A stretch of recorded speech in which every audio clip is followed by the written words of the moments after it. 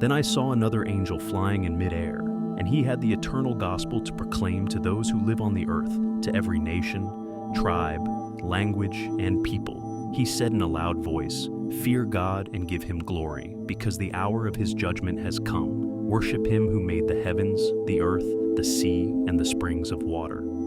A second angel followed and said, "Fallen, fallen is Babylon the Great, which made all the nations drink the maddening wine of her adulteries." A third angel followed them and said in a loud voice, "If anyone worships the beast and its image and receives its mark on their forehead or on their hand, they too will drink the wine of God's fury, which has been poured full strength into the cup of his wrath. They will be tormented with burning sulfur in the presence of the holy angels and of the Lamb, and the smoke of their torment will rise forever and ever. There will be no rest day or night for those who worship the beast and its image, or for anyone who receives the mark of its name. This calls for patient endurance on the part of the people of God who keep his commands and remain faithful to Jesus." Then I heard a voice from heaven say, "Write this: Blessed are the dead who die in the Lord from now on." "Yes," says the Spirit, "they will rest from their labor, for their deeds will follow them, harvesting the earth and trampling the winepress." I looked, and there before me was a white cloud, and seated on the cloud was one like a son of man, with a crown of gold on his head and a sharp sickle in his hand. Then another angel came out of the temple and called in a loud voice to him who was sitting on the cloud, "Take your sickle and reap, because the time to reap has come, for the harvest of the earth is ripe."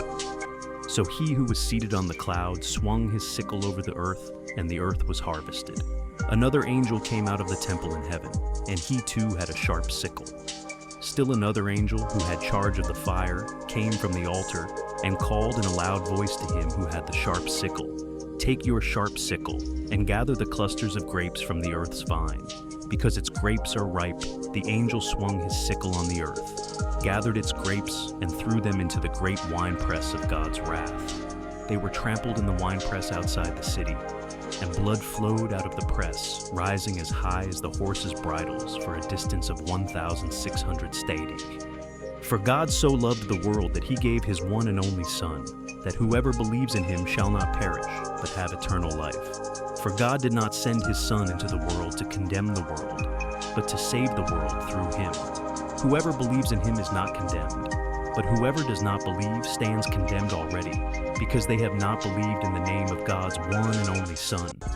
This is the verdict. Light has come into the world, but people love darkness instead of light because their deeds were evil. Everyone who does evil hates the light, and will not come into the light for fear that their deeds will be exposed. But whoever lives by the truth comes into the light, so that it may be seen plainly that what they have done has been done in the sight of God.